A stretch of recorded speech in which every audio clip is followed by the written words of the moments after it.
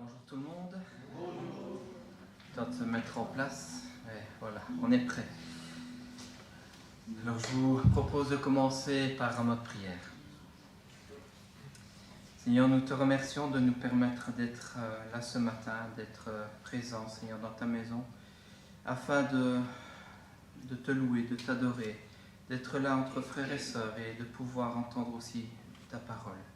Te prions, Seigneur, de bénir notre culte, de bénir notre louange, qu'elle soit comme une bonne odeur à tes oreilles, Seigneur, et que nous puissions vraiment élever nos voix avec reconnaissance envers toi. Seigneur, te prions aussi pour nos frères et nos sœurs qui sont malades, qui sont absents, qui ne peuvent plus se déplacer, et te demandons de les garder entre tes mains. Merci de les bénir là où ils sont, au nom de Jésus. Amen. Amen. Alors commençons tout de suite par les annonces. Vous verrez que cette semaine, c'est une semaine un peu particulière. On l'a annoncé déjà il y a 2 semaines, la semaine dernière. Donc c'est la semaine universelle de prière. Chaque jour, presque chaque jour, on aura des réunions de prière dans différentes églises, différentes communautés. Lundi notamment, ce sera à Liège, chez le pasteur Jean-François Lequeux, rue Denis. Mardi, ce sera à Verviers, au temple évangélique, rue Lucia de Failly. Mercredi, ce sera au centre liégeois d'évangélisation, si je ne me trompe pas, CLE, à Grasse-Olonne, chez Vaudois-Galanty. Le 16, ce sera à l'Armée du Salut à Chênay. Vendredi, apparemment, il n'y a pas. Samedi, ce sera ici à l'église. Et donc, on vous invite tous à participer à ces réunions. C'est à partir de 19h. Ça se passe à peu près comme ici, un moment de louange, un moment de prière, d'intercession. Il y aura des sujets particuliers aussi, donc venez nombreux. Mardi et jeudi en soirée, donc nos réunions habituelles sont annulées. Et par contre, mardi à midi, il y a la réunion d'études bibliques à 12h30, donc habituelle. Voilà. Alors, si ça me peut mettre la dia suivante. Voilà, donc ça c'est l'information que vous avez reçue par email pour ceux qui ont des mails. Suivante. Non, ça j'invite alors Eliel qui va nous présenter ce qui...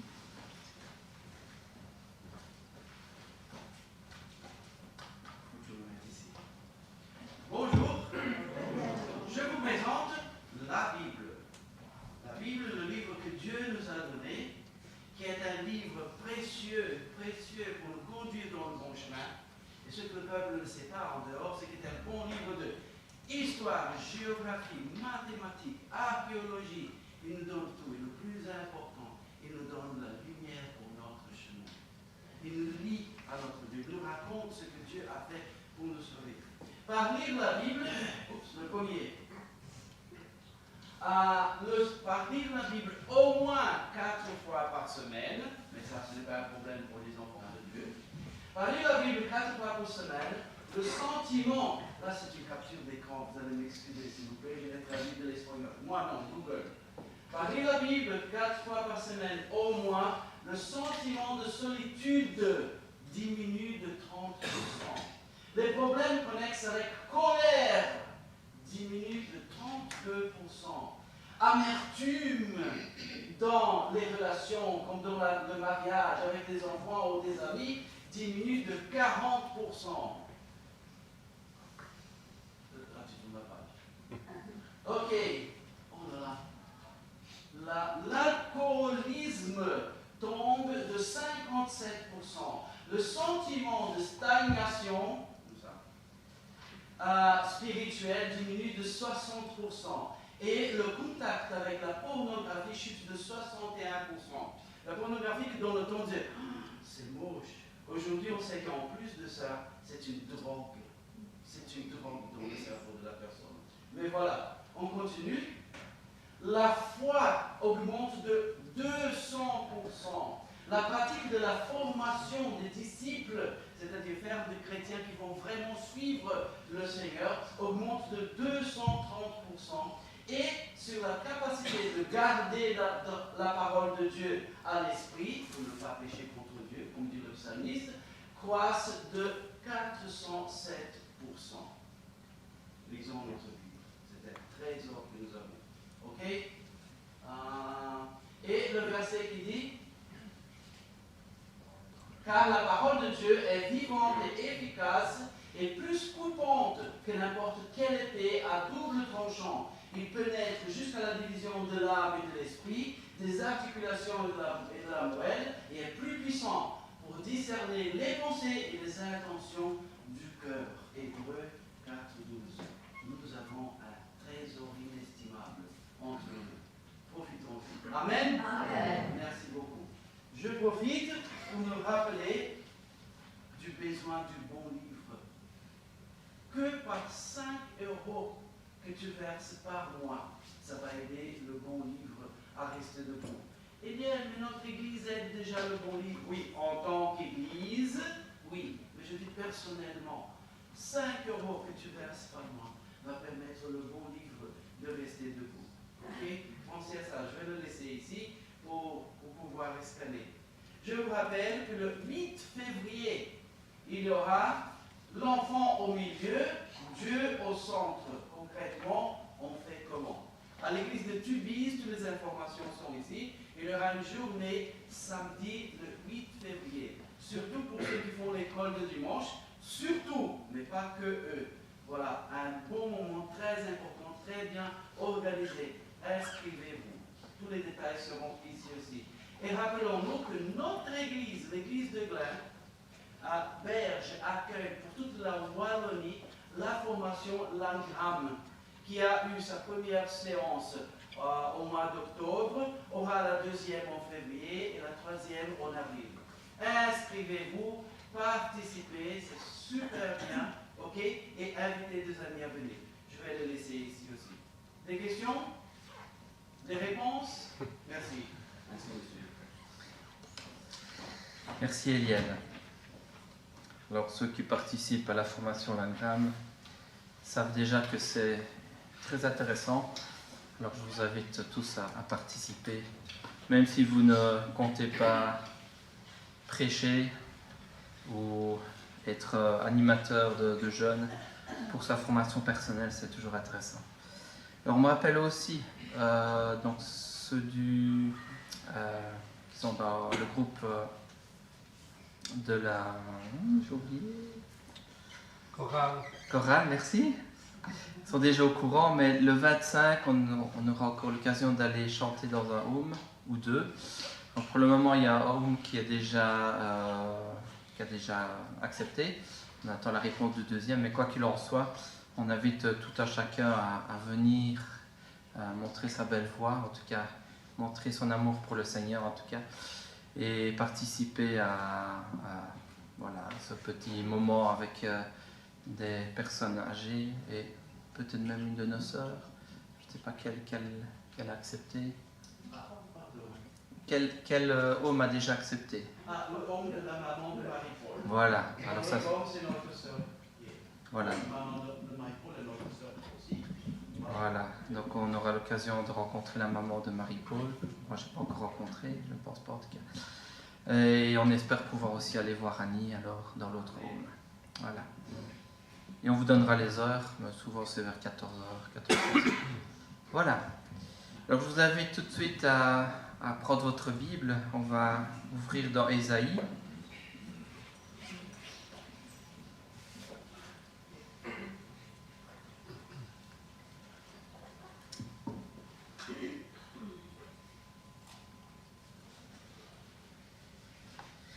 Ésaïe 40.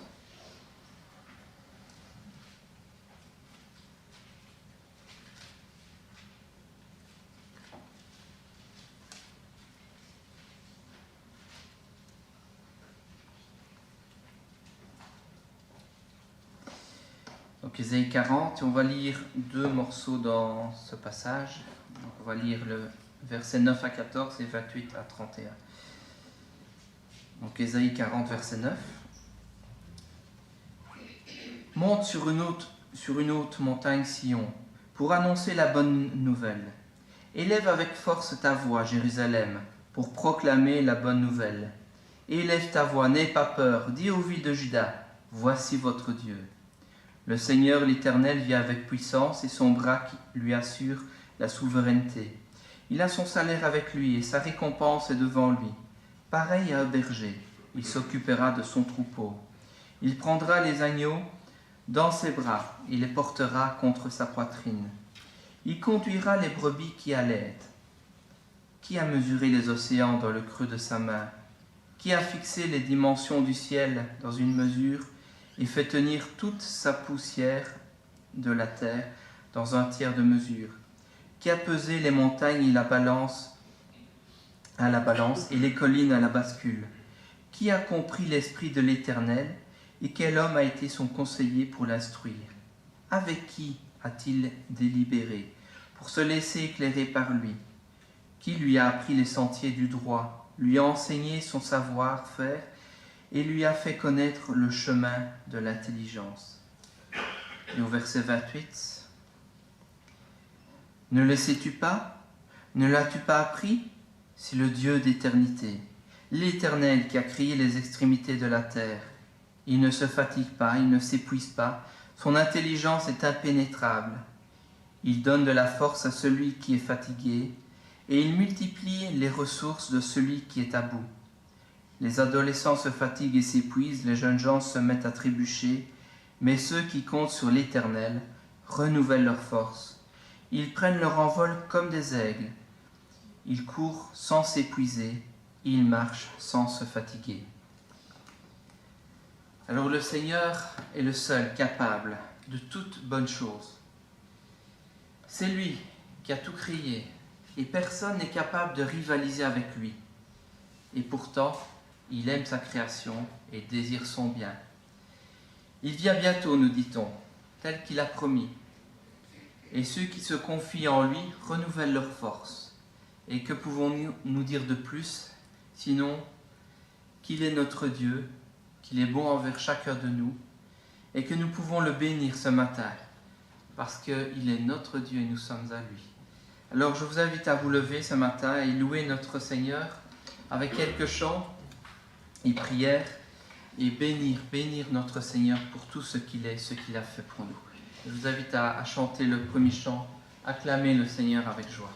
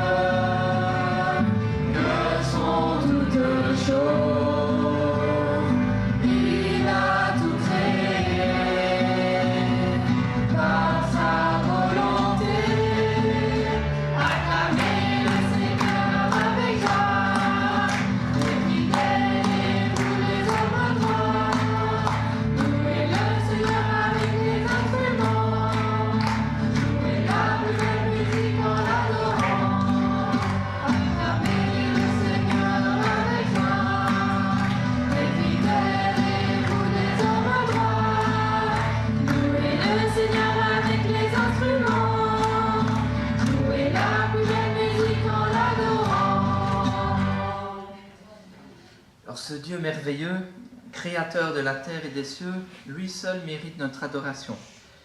On peut être ébahi par ce que les hommes inventent, par ce qu'ils accomplissent, mais qu'est-ce que l'homme comparé à celui qui a tout créé par sa parole?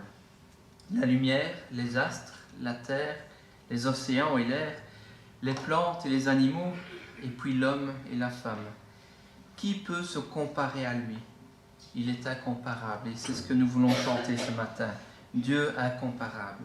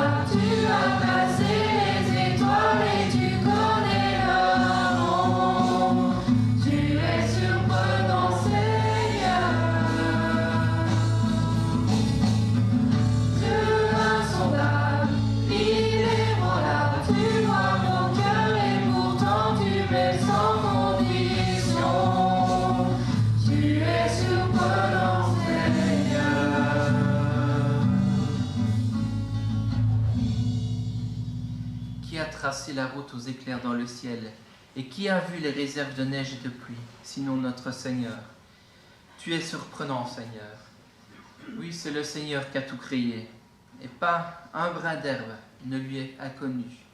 Il connaît même le nombre des étoiles, et il y en a beaucoup. Il connaît chaque mesure, chaque distance. Il connaît la quantité même de cheveux sur la tête de chacun de nous.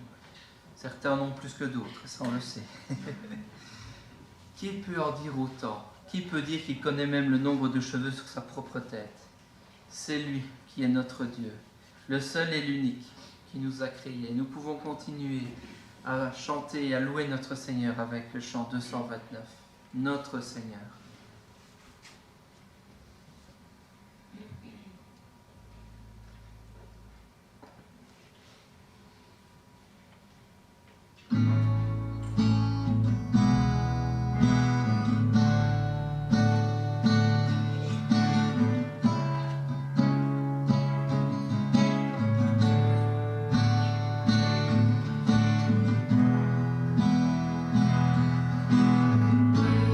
Yeah.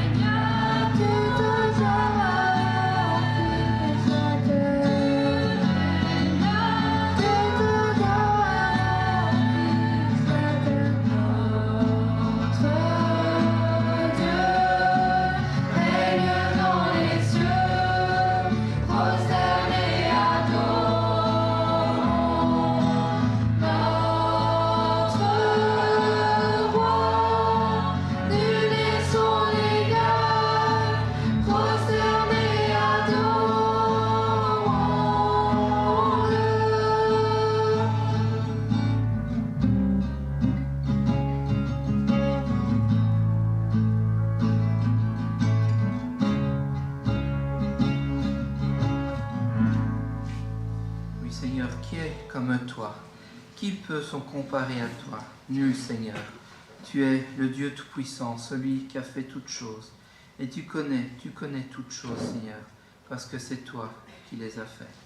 Seigneur, nous sommes oublieux, nous pouvons oublier même qui nous sommes, mais toi, Seigneur, tu te rappelleras toujours de nous. Et Seigneur, nous te bénissons pour tant de bonté envers nous. Amen. Amen. Dieu il créa toutes choses, mais il ne s'arrêta pas là. L'homme a péché, il a oublié le Seigneur, et pourtant, le Seigneur continue à prendre soin de lui. Christ est venu pour nous, il est venu pour nous sauver, pour rester à nos côtés, jour après jour. Nous pouvons être malmenés, la nature même peut se rebeller contre nous et détruire nos biens matériels, on le voit pour le moment en Amérique. Nous pouvons être rejetés et humiliés par ceux-mêmes qui nous entourent, mais lui, il est à nos côtés, il reste à nos côtés jour après jour et nous garde entre ses mains. Et rien ne peut nous retirer de ses mains. L'ombre et la peur peuvent m'entourer, les éléments se déchaîner. Le Dieu de victoire se bat pour moi, pour me délivrer. Prions, chantons d'abord et puis nous pouvons continuer à prier.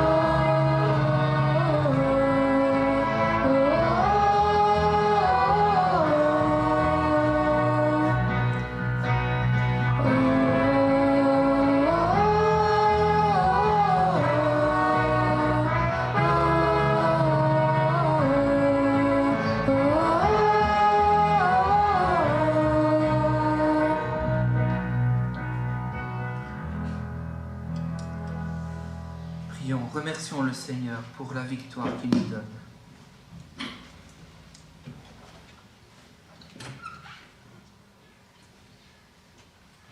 Dieu Tout-Puissant, que tu es grand, que ton amour, Seigneur, pour nous est grand. Seigneur, merci parce que tu t'es révélé en ton Fils, le Seigneur Jésus. Merci, Seigneur Jésus, pour ton humilité. Merci, Seigneur, pour cet exemple que tu nous as laissé. Aide-nous, Seigneur, à vraiment t'imiter tous les jours de notre vie. Seigneur Jésus, merci pour la foi. Merci, Seigneur, parce que c'est là que tu nous as révélé l'amour du Père. Et Seigneur, merci parce que tu nous as pardonné. Tu as pris sur toi, Seigneur, notre humiliation, notre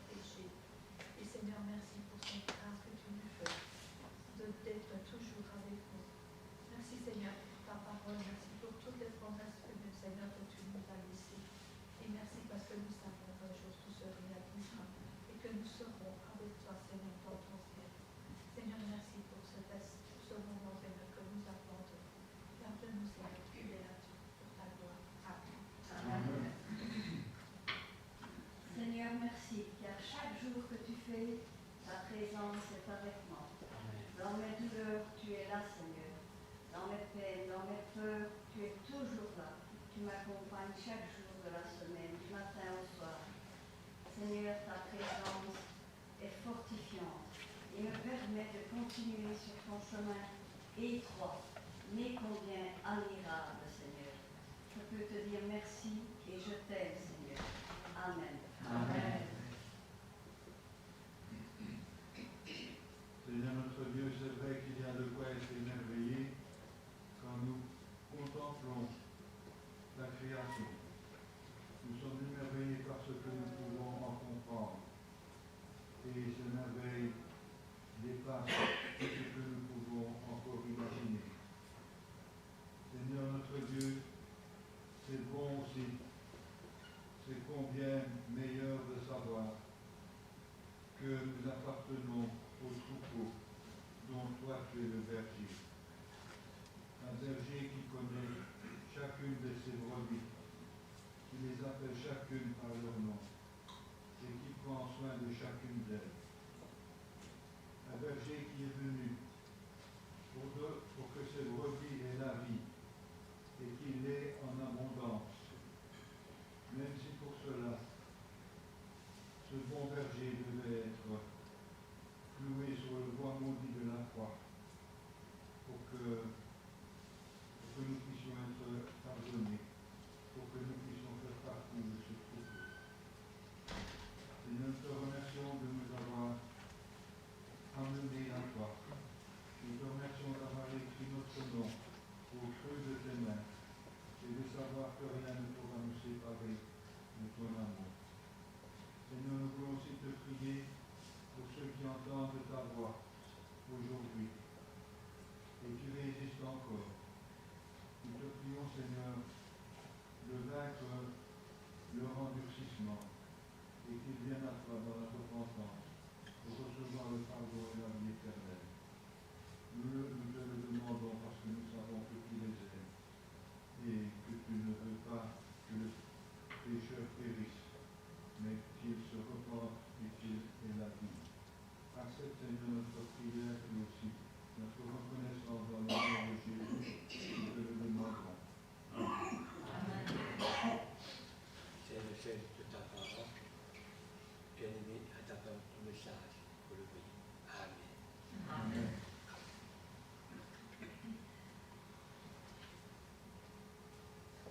Seigneur Dieu béni, gloire à ton nom pour toute l'éternité, Seigneur, pour ton amour infini et éternel pour nous. Tu sais démontrer clairement par le sacrifice extrême du Seigneur Jésus, le Fils de Dieu, Dieu lui-même fait en chair, qui a habité parmi nous, qui a tabernaculé parmi nous, Seigneur, et qui s'est donné, Seigneur, à la croix. Merci, Seigneur, gloire à ton nom, toute l'éternité, au nom de Jésus. Amen. Amen.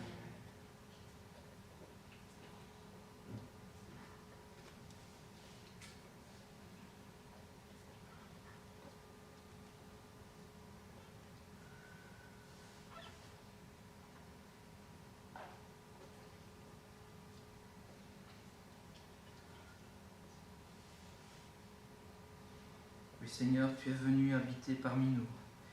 Tu es venu nous montrer la voie. Tu as été cette lumière, Seigneur, et tu l'es encore aujourd'hui dans la vie de tous les croyants. Seigneur, nous te remercions d'avoir fait de nous ta demeure et de nous conduire jour après jour dans tes voies. Amen. Amen. Alors, notre sœur Annie nous a laissé un chant ce matin. Elle nous propose de chanter le chant « Sans ta lumière » parce que si nous lisons les paroles de ce chant, que ferions-nous sans lui? Perdus dans le brouillard, perdus au large, au gré des vents de ce monde, que ferions-nous sans le Seigneur? Où irions-nous sinon là où le Seigneur n'est pas? Alors je vous invite à vous lever et nous allons continuer avec ce chant. Sans ta lumière.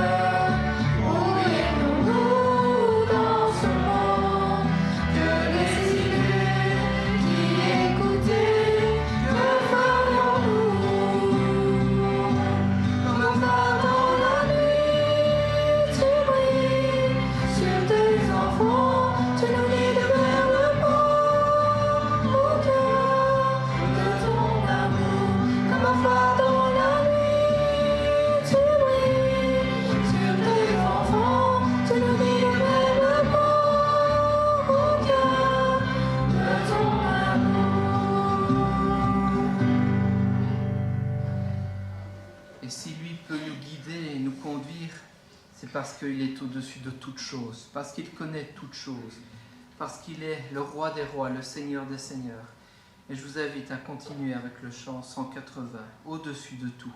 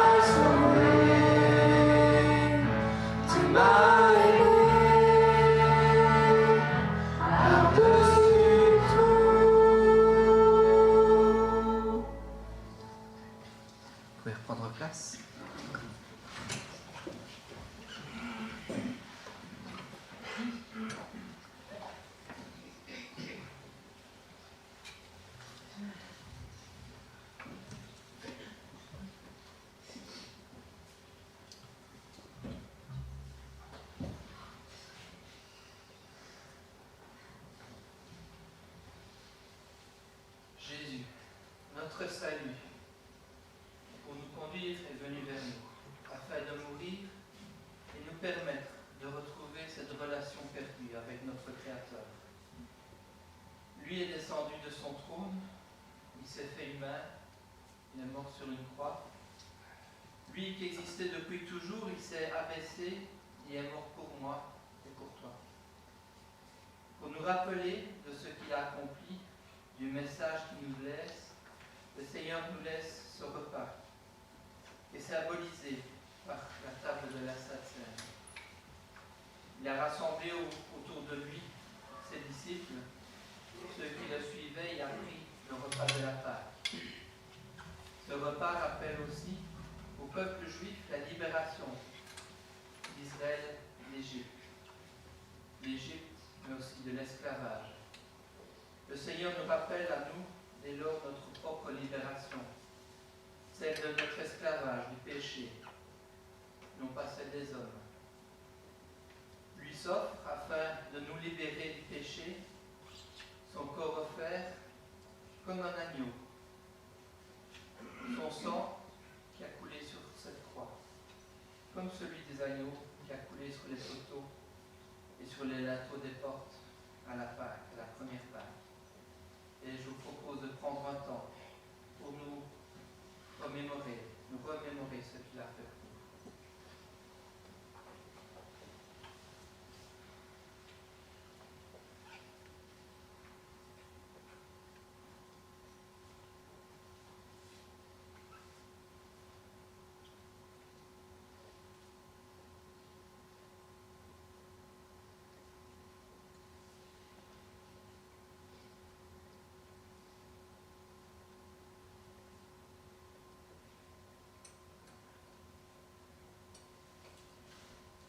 Seigneur, à travers cette table, il nous rappelle combien tu as été bon envers Israël, et ensuite combien tu as été bon envers nous. Seigneur, à travers cette table, tu nous rappelles la libération qu'Israël a eue, cette libération de l'esclavage. Et tu nous rappelles à nous la libération de l'esclavage du péché. Et Seigneur, quelle joie, quelle reconnaissance nous avons envers toi. Sois loué, Seigneur. Amen. Amen. J'invite maintenant tous ceux qui ont accepté le Seigneur comme Seigneur et Sauveur de leur vie et qui sont passés par obéissance par les eaux du baptême à se lever, faciliter la distribution. J'invite Piotr et Ernest à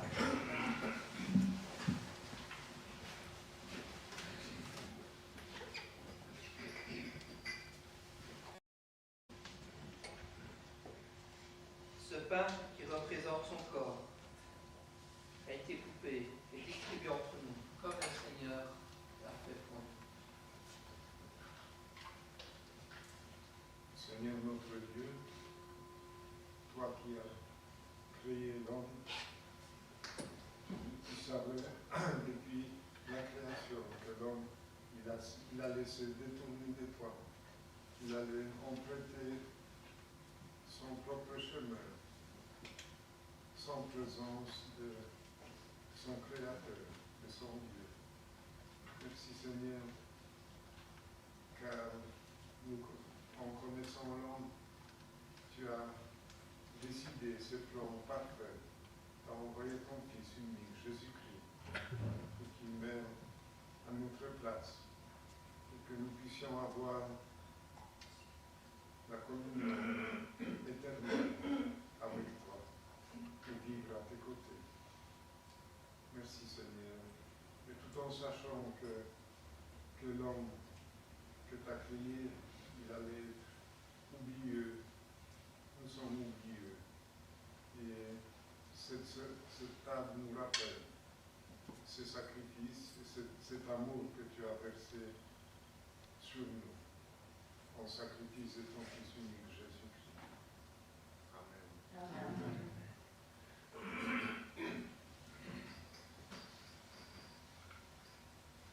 Et cette coupe contenant le fruit de la vigne, qui représente son sang, a été offert aussi pour nous.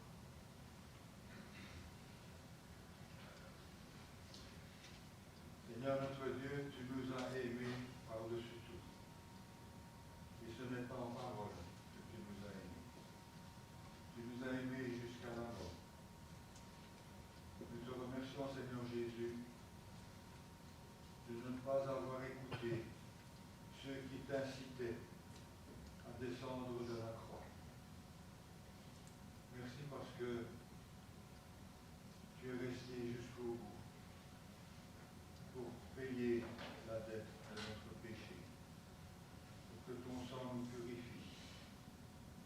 Merci Seigneur Jésus d'avoir tout accompli pour chacun de ceux qui se repentent. Accepte la reconnaissance de nos cœurs. Amen.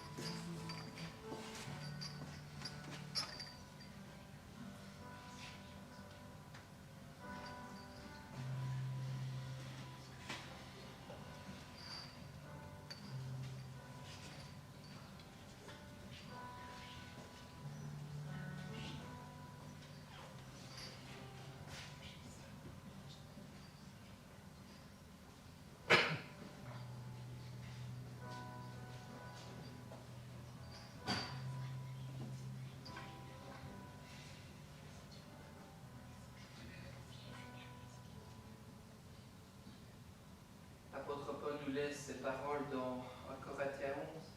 En effet, j'ai reçu du Seigneur ce que je vous ai transmis. Le Seigneur Jésus, la nuit où il a été arrêté, a pris le pain. Et après avoir remercié Dieu, il a rompu et dit, prenez et mangez. Ceci est mon corps qui est rompu pour vous. Faites ceci en souvenir de moi.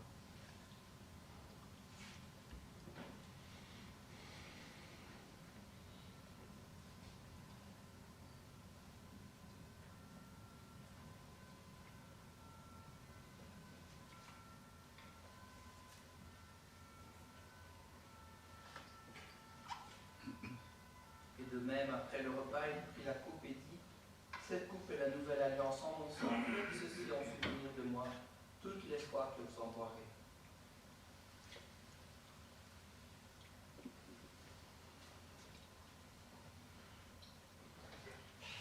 En effet, toutes les fois que vous mangez ce pain et que vous buvez cette coupe, vous annoncez la mort du Seigneur jusqu'à ce qu'il vienne.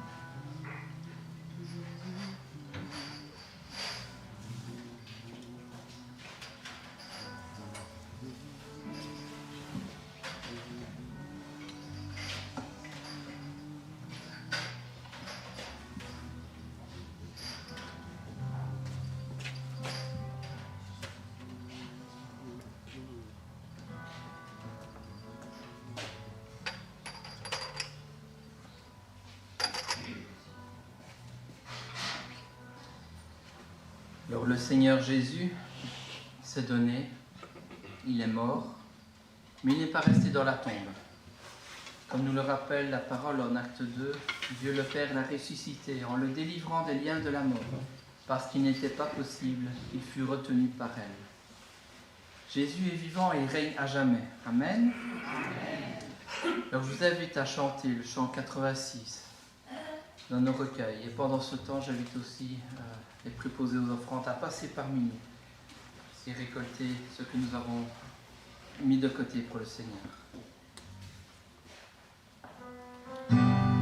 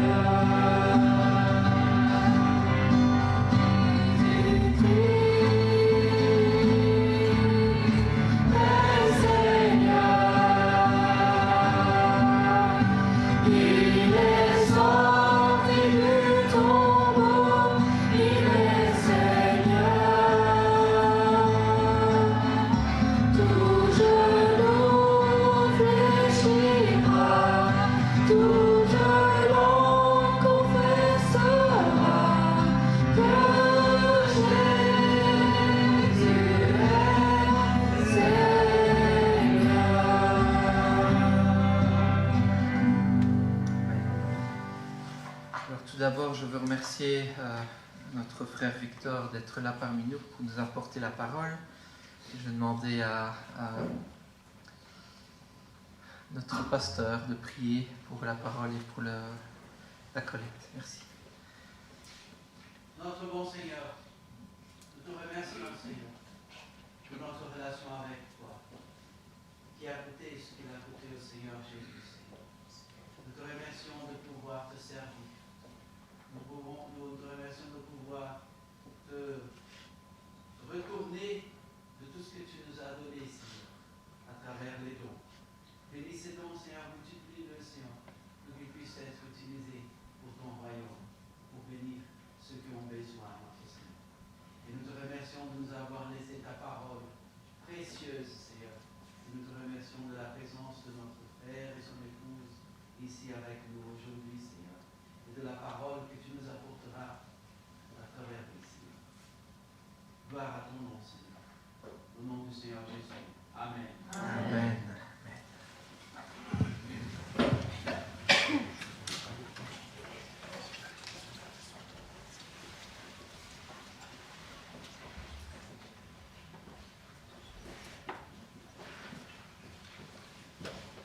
Bonjour à tous. Jésus est Seigneur. Amen. Merci, merci, merci. Hein? Le problème, c'est que le verre traverse. Je vais vous rendre.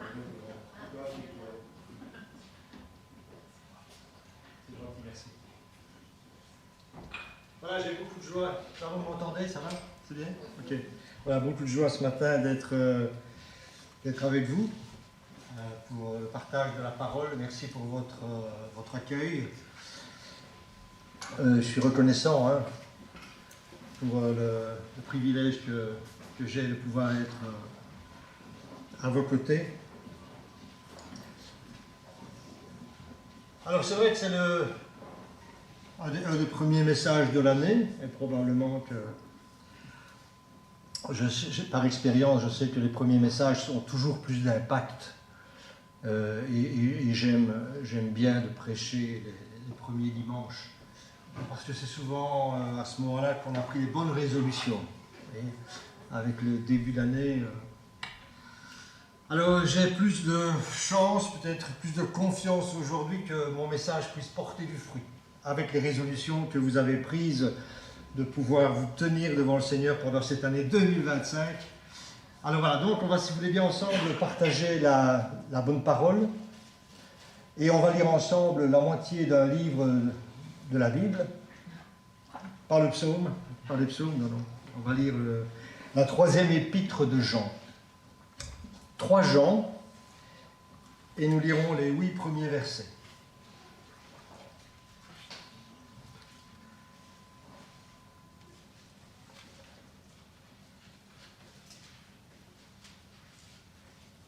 Jean, chapitre...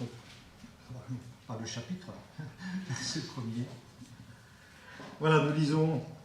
De la part de l'ancien au bien-aimé Gaius, que j'aime dans la vérité. Bien-aimé, je souhaite que tu prospères à tout point de vue et sois en bonne santé à l'image de ton âme. J'ai en effet éprouvé une très grande joie lorsque des frères sont arrivés et ont rendu témoignage de ta sincérité, de la manière dont tu marches dans la vérité. Je n'ai pas de plus grande joie que d'apprendre que mes enfants marchent dans la vérité. Bien-aimé, tu agis avec fidélité dans ce que tu fais pour les frères, notamment pour des frères étrangers. Ils ont du reste rendu témoignage à ton amour devant l'Église. Tu feras bien de les aider d'une manière digne de Dieu dans leur voyage. Car c'est pour le nom de Jésus-Christ qu'ils sont partis, sans rien recevoir des non-croyants. Nous devons donc accueillir de tels hommes afin de travailler avec eux pour la vérité. Amen. Prions un instant, vous voulez bien. Merci Seigneur encore pour ta présence, Seigneur, qui par l'Esprit Saint nous permet non seulement d'être ensemble, mais de partager, Seigneur, ce que tu as déposé sur notre cœur. Seigneur, ta parole est vérité, c'est vrai que Elle est là pour sonder nos cœurs, sonder nos reins, sonder nos pensées. Seigneur, permets-nous au travers d'elle ce matin d'être édifiés, de pouvoir, Seigneur, grandir dans tes voies et dans tes sentiers qui sont parfaits. Que ton nom soit élevé, béni à tout jamais, Seigneur notre Dieu. Amen. Voilà, bien-aimé, l'auteur de cette lettre, c'est Jean. Jean l'évangéliste, Jean le disciple que Jésus aimait. Et au moment où il parle, il se dit être ancien, donc il se présente comme étant l'ancien.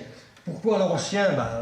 Parce qu'il a déjà un âge bien avancé. Il a entre 80 et 90 ans, et plus près de 90 que de 80. Donc c'est quelqu'un qui a déjà de la bouteille, peut-on dire. Donc il a déjà bien vécu, et il se nomme l'ancien. Mais pas seulement parce qu'il a un certain âge, mais aussi parce qu'il est probablement le dernier des apôtres, de ceux qui ont été dans l'entourage de Jésus, et il a cette autorité, il est autorisé en quelque sorte à communiquer à cette Église, à reprendre, pourquoi pas, l'Église aussi, si nécessaire. Alors il va s'adresser à un certain Gaius, qu'il appelle son bien-aimé. Probablement est-il un enfant dans la foi, peut-être. En tout cas, c'est un des responsables de la communauté, probablement une église de maison. Est-ce que c'est chez lui que ça se passe, que ces chrétiens se réunissent? Mais en tout cas, il manifeste pour lui un amour particulier. Il l'appelle à plusieurs reprises bien-aimé, et aussi lui dit toi que j'aime dans la vérité, allez, de manière plus traditionnelle, toi que j'aime vraiment, tu sais, je t'aime vraiment. Ah, c'est beau d'entendre cela, n'est-ce pas, de la part d'un proche de Jésus, de pouvoir être celui qu'il aime vraiment. Qui sait, peut-être Jean pensait-il à se mettre lorsqu'il se dit, lui, Jean, être le disciple que Jésus aimait. Un amour particulier, un amour filial. Et Jean va commencer cette épître, cette lettre qu'il envoie à Gaius, par une simple formule de politesse. Formule qui est très courante à l'époque et qui ne doit pas être mal interprétée. C'est une manière simplement de se présenter et de donner une parole de salutation et d'encouragement à son bien-aimé Gaius. Alors, j'ai la conviction que, bien sûr, au-delà de la simple formule littéraire et de politesse, on peut dire, Jean a véritablement à cœur la santé matérielle et physique de son bien-aimé Gaius. Donc il lui souhaite, je te souhaite vraiment de pouvoir prospérer dans tout ce qui te semble être profitable pour toi. Et aussi en santé, je te souhaite le meilleur en tout cas.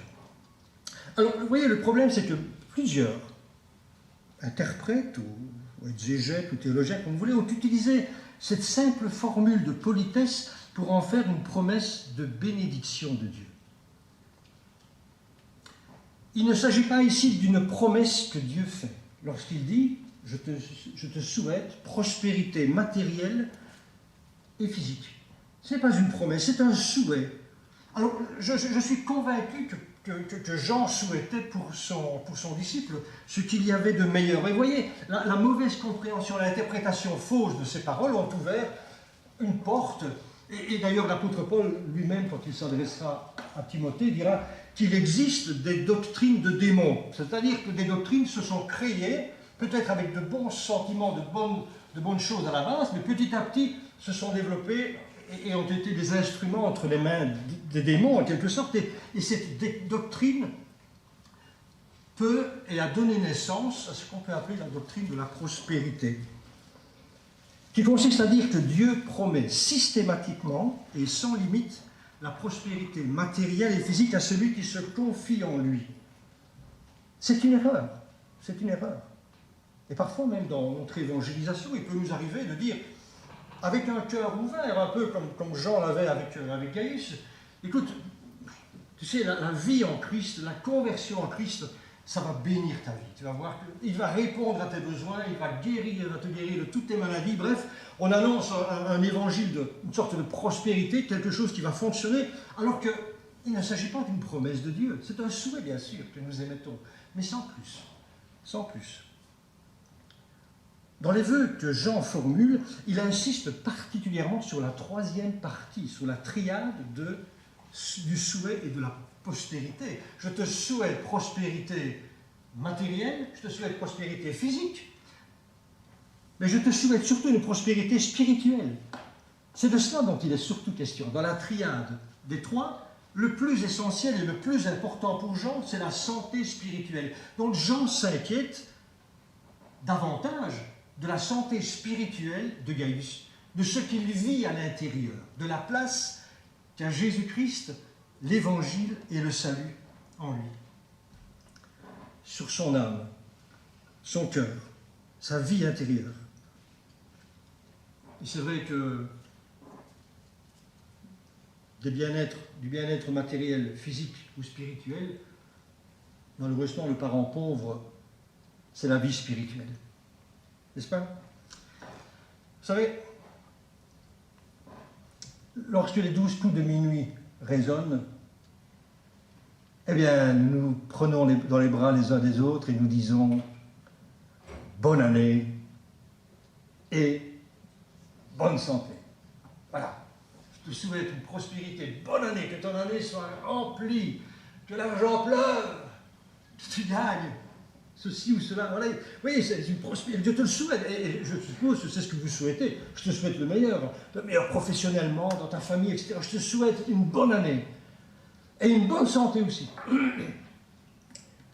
Alors, c'est ce que je vous souhaite à tous, bien-aimés. Vous voyez, je profite justement de ce moment où j'ai encore le temps de vous souhaiter une bonne année et une bonne santé. Mes vœux les meilleurs vous accompagnent. Mais je vous souhaite surtout, et ça on ne le dit pas souvent, une bonne année spirituelle. Je vous souhaite le meilleur avec le Seigneur Jésus. Et un développement de votre vie intérieure, une croissance de votre âme, de votre connaissance de l'Éternel. Vous savez, c'est ce qui intéresse, ce qui importe chez Jean. La vie spirituelle faisait et donnait à Jean une grande joie. Il dit d'ailleurs, ça m'apporte une très grande joie. Je suis extrêmement heureux de savoir que tu es bien spirituellement. Mais Jean va plus loin lorsqu'il déclare que la marche dans la vérité de ses enfants, c'est-à-dire lorsque ses enfants marchent dans la foi, je n'ai pas de plus grande joie que d'apprendre que mes enfants marchent dans la vérité. Vous vous rendez compte? C'est Jean qui parle. Le disciple que Jésus aimait, le proche du Seigneur, qui dit, moi, plus grande joie, c'est lorsque vous marchez dans la vérité. Pas seulement lorsque vous proclamez la vérité, pas seulement le fait que vous sachiez, que vous connaissiez la vérité, mais vous marchez dans la vérité. Une marche, c'est-à-dire que jour après jour, vous croissez dans la connaissance de la vérité. Notre frère nous a mis un petit flyer là-bas, voilà, avec des pourcentages de ce que la parole de Dieu, de ce que l'étude de la parole de Dieu peut apporter comme bienfait, comme bien-être intérieur. Et à tout niveau, et ça déborde surtout. Pas seulement dans notre vie intérieure, mais dans notre vie professionnelle, familiale, dans notre témoignage, dans notre croissance personnelle et communautaire. Il y a deux choses qui importent chez Jean. Et c'est ce que nous retrouvons souvent dans ses écrits, et même dans cette épître courte. Nous trouvons deux mots qui reviennent très souvent et qui construisent en quelque sorte, je dirais, la théologie, la manière de comprendre Dieu pour Jean. Ces deux mots sont amour et vérité. Vous les trouvez très fréquemment dans les évangiles de Jean, dans les épîtres, dans la première épître de Jean. Ces deux éléments construisent en quelque sorte l'évangile pour Jean. Jean dira Dieu est amour. C'est le cœur du message de l'évangile. Et Jean va le présenter comme la source ultime de l'amour. Il est à l'initiative de l'amour, mais il est ultimement aussi amour. Nous ne disons pas que Dieu a de l'amour. Nous avons de l'amour. Mais lui, Dieu, c'est dans sa nature. Il est amour. C'est un amour qui est agapé, c'est un amour qui est particulier. Bien sûr, il y a tellement de manières différentes de manifester l'amour, et Dieu le fait, bien entendu. Mais ce qui le caractérise, c'est cet amour agapé, cet amour qui est inconditionnel, qui est sacrificiel, qui se manifeste concrètement par le don de ce qu'il a de meilleur, à savoir son propre Fils. Car Dieu a tant aimé le monde qu'il donne son Fils en sacrifice pour le péché de l'homme. Et vous voyez, bien-aimés, c'est cet amour dont Dieu est l'initiateur. C'est celui qui doit prévaloir dans la vie de ses enfants et de ses disciples. J'ai la conviction, bien-aimés, qu'il n'y a pas d'amour plus grand que celui qui a été donné par Jésus-Christ, et que ceux qui reçoivent cet amour, c'est-à-dire les chrétiens, doivent être les gens les plus aimants du monde. Nous devons, par Christ qui est en nous, exprimer l'amour de la plus belle des façons possibles. C'est d'ailleurs ce que Jésus disait. À ceux-ci, tous connaîtront que vous êtes mes disciples, si vous avez de l'amour les uns pour les autres. L'amour était important pour Jean. Mais c'était contrebalancé aussi par l'autre vérité qui est celle, par l'autre qui est la vérité. Notre expression de son évangile qui est la vérité. Et la vérité pour Jean, ce n'est pas un simple concept, ce n'est pas simplement le contraire du mensonge, non. Ce n'est pas un concept intellectuel, moral, mais la vérité pour Jean, c'est une réalité qui est incarnée dans celui qui a dit « Je suis la vérité ». Dans la première épître, il dira « Dieu est amour, Dieu est lumière ». Et en lui, il n'y a pas de ténèbres, en lui, il n'y a pas de mensonge. Lorsque Jésus reprend ce patronyme de Dieu et qu'il se le donne en disant « Je suis le chemin, je suis la vérité », cela signifie que Jésus transpirait de la vérité du Père. Tout ce qu'il disait, tout ce qu'il faisait, tout ce qu'il manifestait, tout ce qu'il enseignait, tout son être était imprégné de la vérité du Père. Il était vrai en toutes choses. Et lorsque nous disons de marcher selon la vérité, c'est marcher selon les principes et selon ce que Jésus nous a enseigné et nous a communiqué.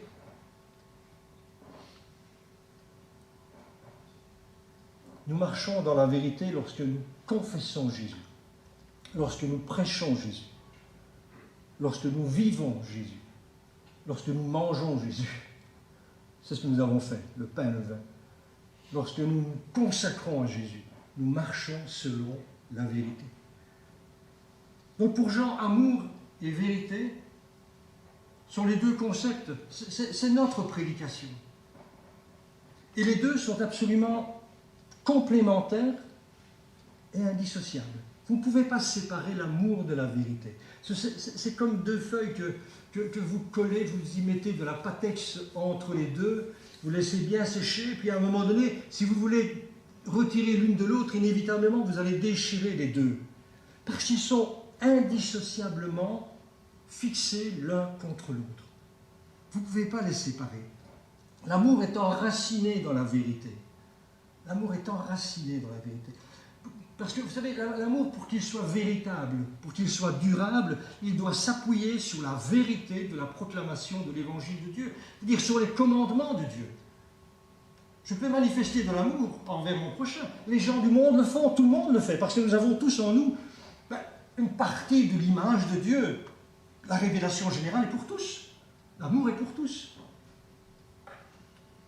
Mais aimer selon la vérité, c'est aimer selon les commandements que Dieu nous a donnés. Le premier commandement, lequel est-il? Tu aimeras ton Dieu de tout ton cœur, toute ton âme, toute ta pensée, de tout ton être. Et tu aimeras ton prochain comme toi-même. Et tu t'aimeras un peu moins. Aimer selon la vérité. L'amour est enraciné dans la vérité. Sans cette vérité de l'Évangile, l'amour risque de devenir superficiel, trompeur ou centré sur des intérêts égoïstes. Par contre, la vérité, elle, doit être vécue dans l'amour. On ne peut pas proclamer la vérité, même de l'Évangile, sans l'amour.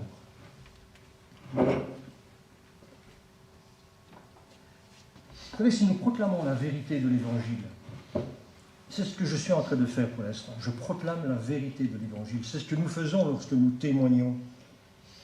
Mais si nous n'avons pas l'amour qui accompagne, au travers du pardon, de la repentance, de l'accueil de Dieu que nous offrons en quelque sorte, bien cette parole, cette vérité peut être blessante, froide, destructrice.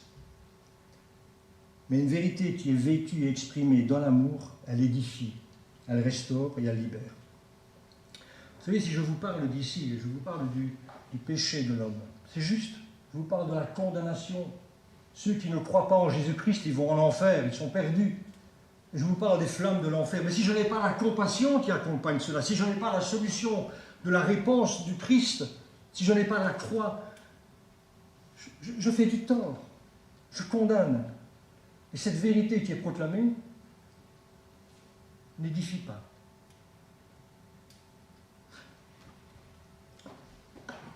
Job est un homme qui a beaucoup souffert. Job, vous le connaissez. Et cet homme a été accosté par 3 de ses amis. On les appelle les amis de Job. Parce qu'ils l'ont accompagné pendant un temps. Et ces 3 amis, et Job lui-même l'a attesté, ils ont dit la vérité à Job. Si vous relisez les textes, ce qu'il disait était tout à fait, entre guillemets, biblique. C'était juste ce qu'il disait.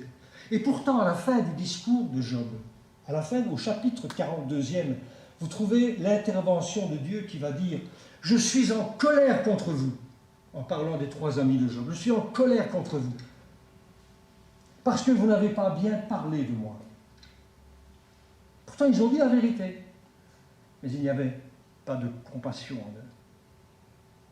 Il y a un temps pour aimer, il y a un temps pour dire la vérité.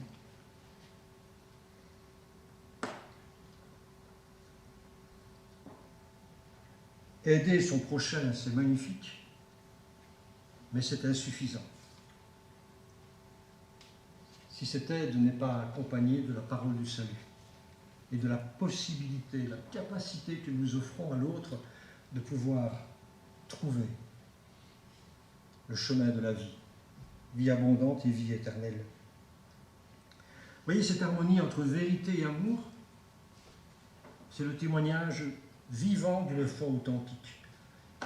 Aimer dans la vérité et dire la vérité avec amour. Vous savez, il y a des gens qui disent « moi je dis ce que je pense ». Et ils s'en font une sorte de fierté. Je parle en vérité. Je dis ce qui est en moi, je le dis. Tu le prends comme tu veux, mais je te dis la vérité. Écoutez, moi j'aime pas ça. Ça ne me semble pas être biblique, cette manière de dire la vérité. Je préfère dire, au lieu de dire ce que je pense, je préfère penser ce que je vais dire. Retenez bien cela. Au lieu de dire ce que vous pensez, pensez ce que vous allez dire. Parce que si ce que vous allez dire n'est pas empreint de la compassion et de l'amour de Dieu, n'est pas empreint peut-être de pardon ou de réception du pardon, ou de compassion, ou de miséricorde, s'il n'y a pas tous ces sentiments dans ce que vous allez dire, alors il vaut mieux se taire. Il vaut mieux se taire et laisser l'Esprit travailler notre cœur, afin qu'à un moment donné, nous puissions dire la vérité qui est accompagnée de l'amour. Vous êtes d'accord avec moi? Amen. Très bien.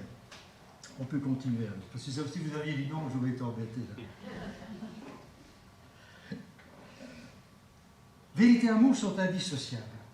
Mais j'aimerais quand même insister sur une chose. Dans la vie pratique, dans la vie de tous les jours, dans la vie chrétienne, l'amour est primordial. L'amour est primordial. Alors comprenez-moi bien, je ne dis pas que l'amour est le plus important. C'est pas le fait. L'amour n'est pas plus important que la vérité. Mais il est primordial par rapport à la vérité. Si vous prenez le texte de la parole de Dieu, on nous dit que le fruit de l'esprit, c'est l'amour. Ok? On connaît le 9 fruits de l'esprit. Le fruit de l'esprit, c'est l'amour. Et l'amour est en premier, c'est le premier lieu. Et peut-être même que pour certains théologiens, il n'y a qu'un seul fruit de l'esprit, c'est l'amour. Et tous les autres, bien, en quelque sorte, ce sont des moyens d'expression de l'amour. C'est la manière dont l'amour s'exprime. C'est possible, l'un ou l'autre, peu importe. Mais si l'amour est premier, l'amour est un fruit. Et ce qui porte le fruit, c'est l'arbre.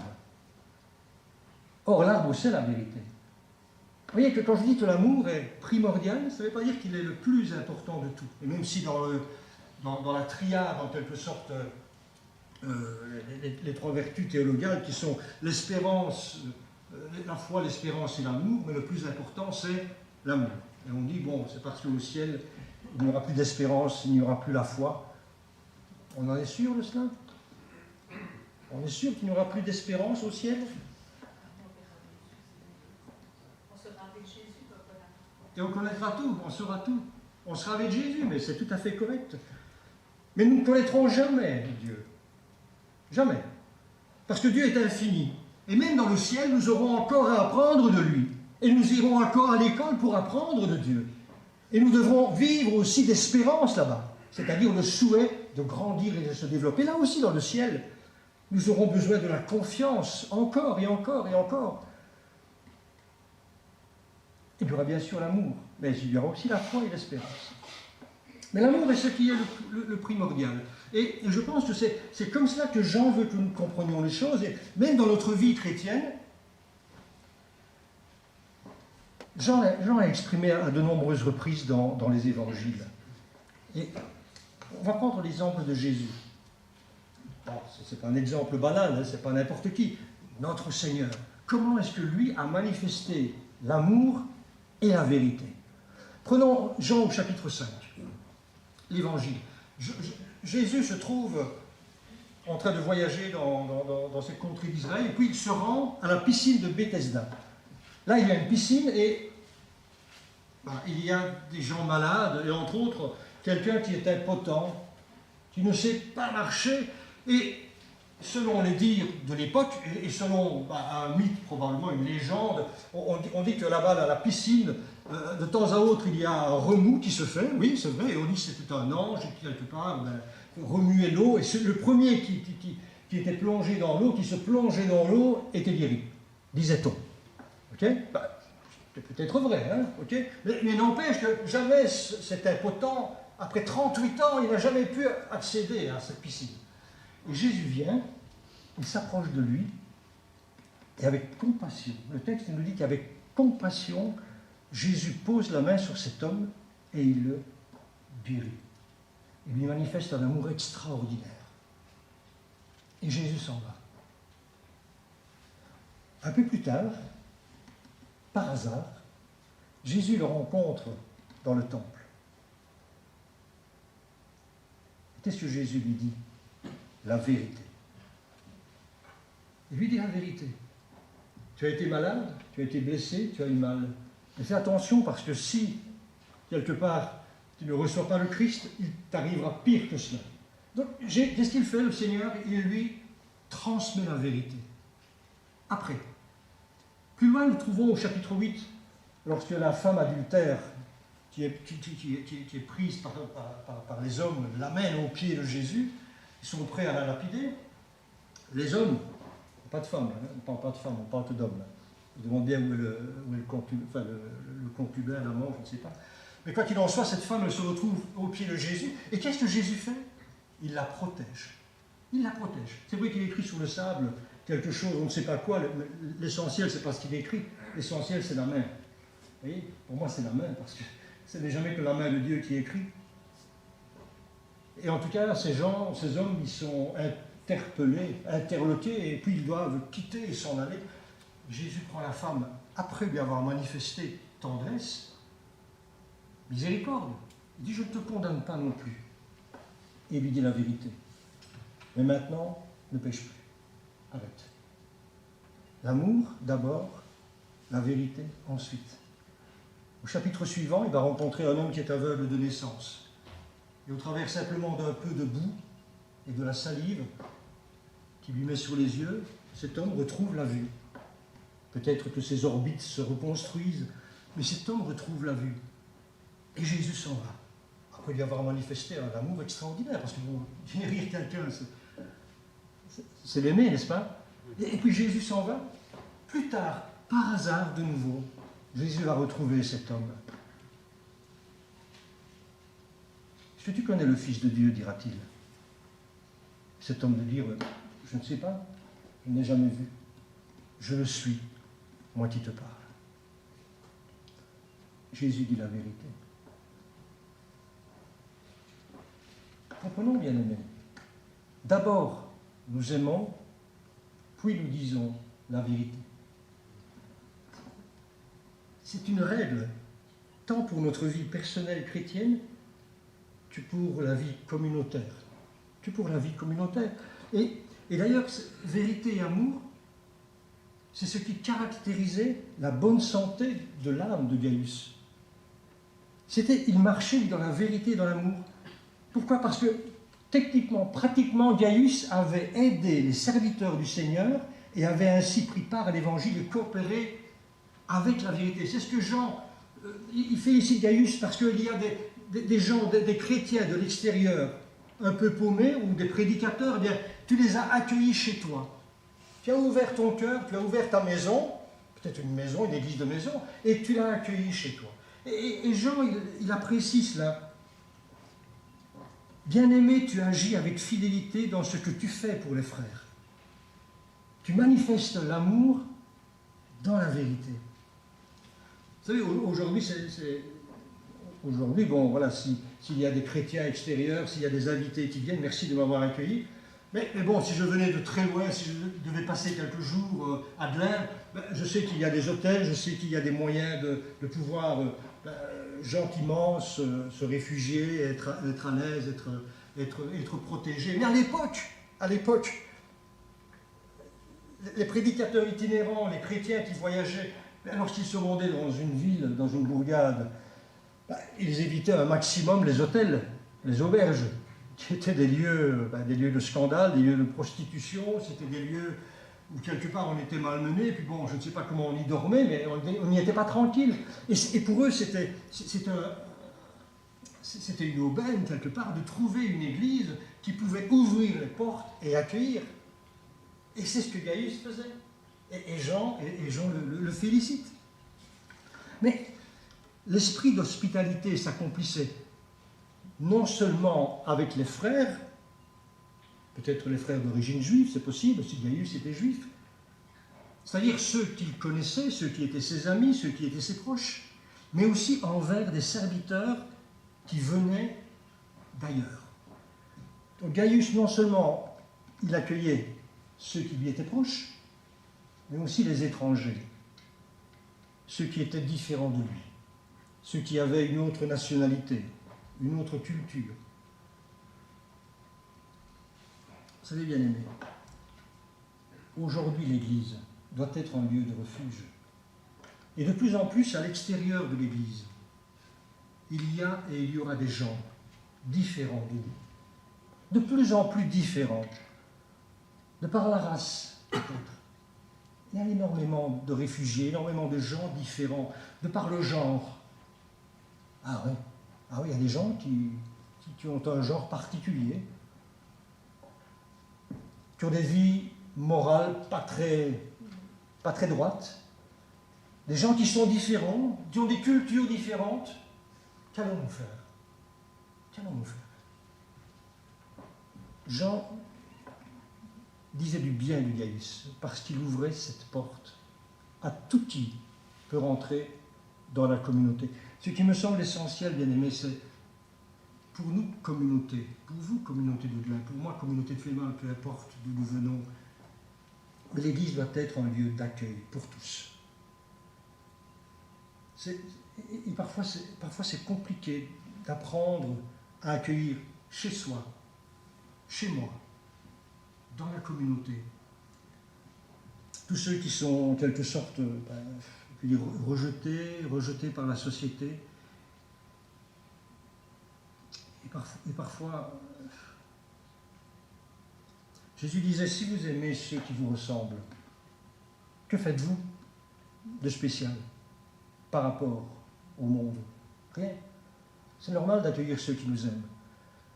C'est plus compliqué lorsqu'il nous faut accueillir des gens qui, de prime abord, ne sont pas comme nous, sont différents, ou que nous avons du mal à aimer. C'est là qu'est l'Évangile. C'est là qu'est la proclamation de la vérité dans l'amour. Je termine, si vous voulez bien. Lorsque Philippe, le disciple de Jésus, s'est rendu auprès de Nathanaël, vous voyez, il lui a dit, je crois que j'ai vu le Messie, quoi. Et Nathanaël, un peu l'intello, le gars qui doute, il réfléchit beaucoup. Peut-il venir quelque chose de bon là-bas? Non, c'est pas possible. Et pourtant, Philippe va lui dire quelque chose de très intéressant. Il lui dit, viens et vois. Viens et vois. Et je pense qu'il y a des communautés chrétiennes, des églises qui s'appellent, dont le nom de l'église c'est Viens et vois. Ça me semble très intéressant. Il ne dit pas à Nathanaël, viens et écoute, mais viens et vois. Et je pense que ce serait super si on pouvait vivre la communauté, vivre la vie chrétienne au travers de ce viens et vois. On invite les gens, et puis on les dit, voilà, maintenant tu vas voir. Vois comment nous vivons. Vois comment nous aimons. Vois comment nous partageons le pain. Avant de dire, viens et écoute le message. Parce que, vous savez, par expérience, je sais que les gens nouveaux qui viennent dans la communauté, très peu sont ceux qui écoutent. Ils entendent certainement des messages, mais ils n'écoutent pas. Ils ne sont pas là pour écouter. Ils sont d'abord là pour voir comment vivent les gens entre eux. Comment est cet endroit nouveau dans lequel je rentre. Et il regarde les lumières, il regarde la décoration, il regarde les gens. De temps en temps, ils entendent une parole. Si l'accueil est bon, si l'atmosphère est belle, si l'amour est là, les gens reviennent. Et après 3, 4, 5 fois, habitués à l'endroit, ils se mettent à écouter la parole. À ceci, tous verront que vous êtes mes disciples si vous manifestez de l'amour, les uns pour les autres. Voilà, bien-aimés, je vous souhaite à tous, en tout cas, une bonne année, une bonne santé, et une bonne santé spirituelle. Développant, merci, souhaitez-le moi aussi, j'en ai vraiment besoin. Une bonne année spirituelle. Que le Seigneur travaille notre cœur, que le Seigneur travaille notre amour et notre vérité, notre connaissance de l'Éternel. Aimons le Seigneur de tout notre cœur, de toutes nos forces. Aimons notre prochain comme nous-mêmes. Et puis, continuons à prier les uns pour les autres. Amen. Amen. Voilà, bonne année à vous tous. On va prier, si vous voulez bien, un instant, et puis je laisserai la place à Jean-François pour la fin. Seigneur, merci encore pour ta parole, Seigneur, qui est esprit et qui est vie. Seigneur, au-delà de ce qu'un simple homme peut dire, nous croyons dans l'autorité de ta parole, qui est la vérité. Seigneur, tu as dit que tu étais la vérité, que ta parole était esprit et vie. Seigneur, la parole de Dieu, ton évangile, cette Bible, Seigneur, que nous avons dans les mains, elle nous procure la vie. Moi, je suis venu, Seigneur, tu as dit, afin que mes brebis aient la vie et qu'elle l'ait avec abondance, et qu'elle ait la vie éternelle. Seigneur, merci de nous l'avoir donnée. Mais Seigneur, nous voulons être attentifs, Seigneur, à la manière dont nous allons communiquer ton évangile. Nous croyons, Seigneur, que ton évangile est le seul moyen par lequel nous pouvons être sauvés. L'évangile du Christ Jésus, qui a dit être la vérité. Seigneur, je prie que toi, Seigneur Jésus, tu puisses continuer à te manifester au sein de cette communauté, au sein des communautés de Liège. Seigneur, au sein de toutes ces églises qui se réunissent, je prie, Seigneur, que ta gloire soit manifestée et que ton règne vienne, que ta volonté soit faite sur la terre, dans nos communautés, comme elle est faite au ciel. Merci Seigneur. Seigneur, je bénis ces bien-aimés, je bénis cette communauté, je bénis les responsables, les hommes, les femmes, les blancs, les noirs, les riches, les pauvres, peu importe Seigneur. Mais je prie vraiment que dans ta grâce, tu confères une prospérité spirituelle à tous. Pour le reste, Seigneur, que ta volonté soit faite. Je les bénis, Seigneur, dans le nom de Jésus-Christ et pour ta gloire. Amen. Amen. Amen. Soyez bénis, bien-aimés.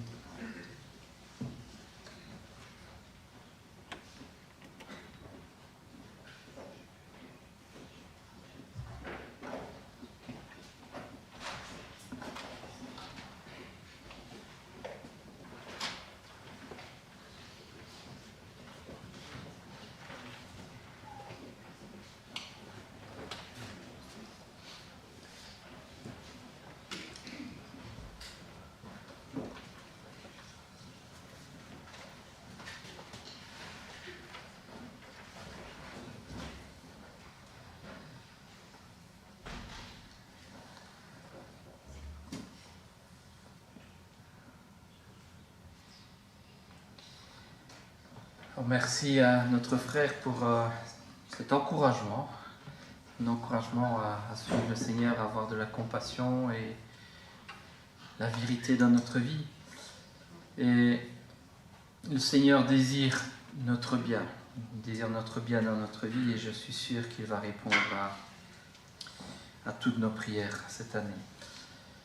Alors pour terminer ce culte, avant de laisser la place aux enfants, une petite surprise pour nous apparemment. Je vous invite à vous lever, nous allons chanter un chant d'exode. Ce chant dit « J'écouterai ce que dit Dieu » et j'espère que pour cette année, c'est ce que nous voulons. Je vous invite à vous lever.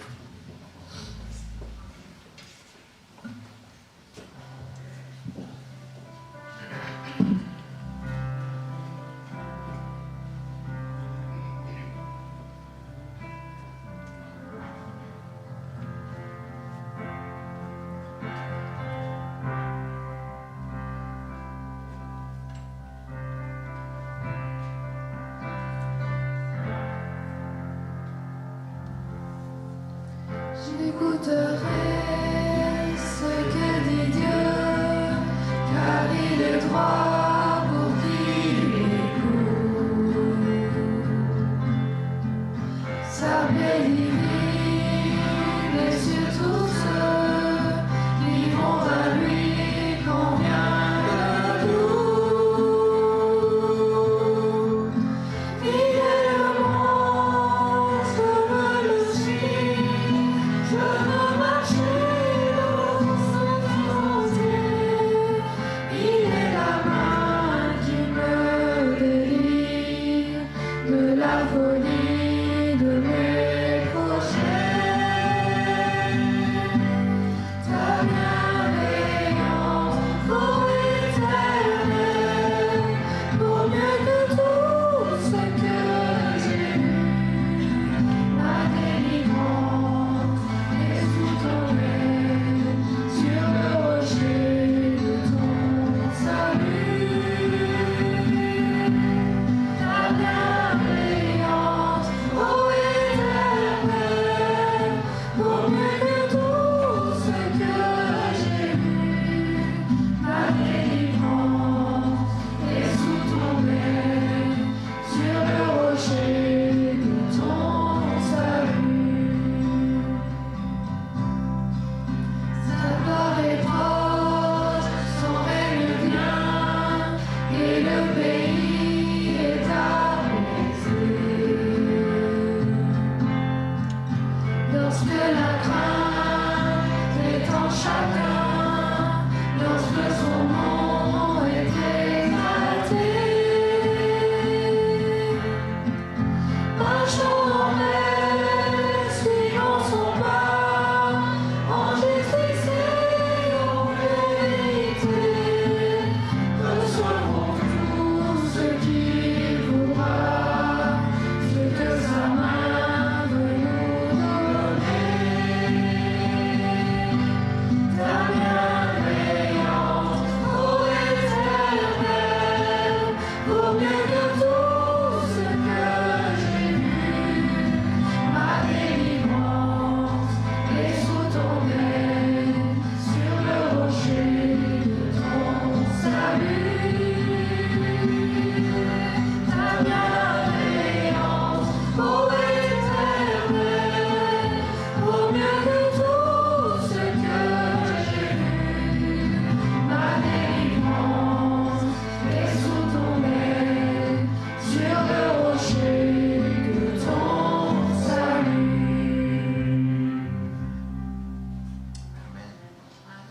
J'invite les enfants à nous présenter ce qu'ils ont préparé.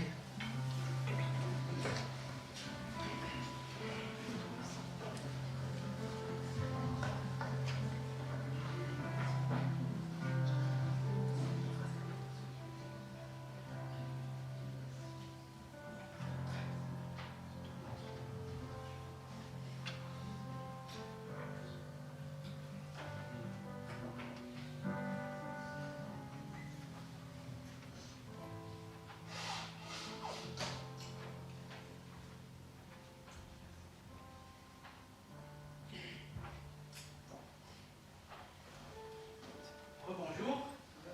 Les enfants ont préparé un verset pour vous qui nous rappelle toujours le message très important de Noël, que c'est un message pour toute l'année et pour toute la vie. Ils l'ont coloré et ils vont le répéter pour vous.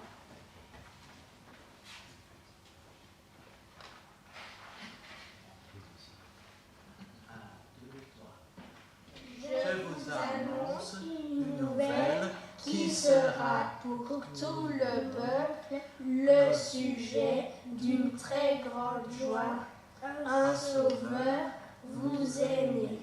Luc 10, 2, 10, 11.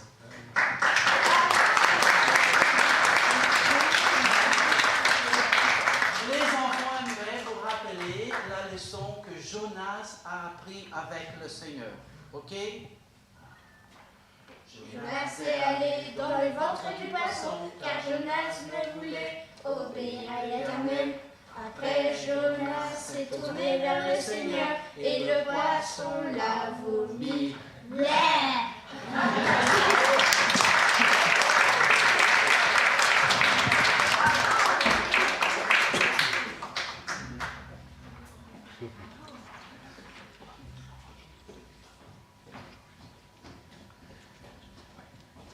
Merci à Eliel et aux enfants.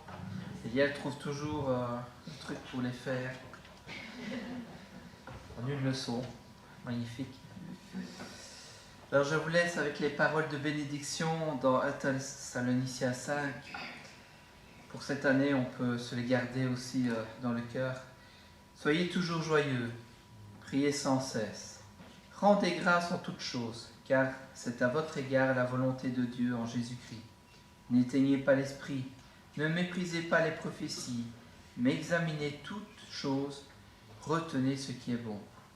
Abstenez-vous de toute espèce de mal, et que le Dieu de paix vous sanctifie lui-même tout entier, et que tout votre être, l'esprit, l'âme et le corps, soient conservés irrépréhensibles lors de l'avènement de notre Seigneur Jésus-Christ. Que la grâce de notre Seigneur Jésus-Christ soit avec vous tous. Amen. Amen. Un bon dimanche, une bonne semaine. Remettez aussi le bonjour à l'Église de notre part et nos bons vœux.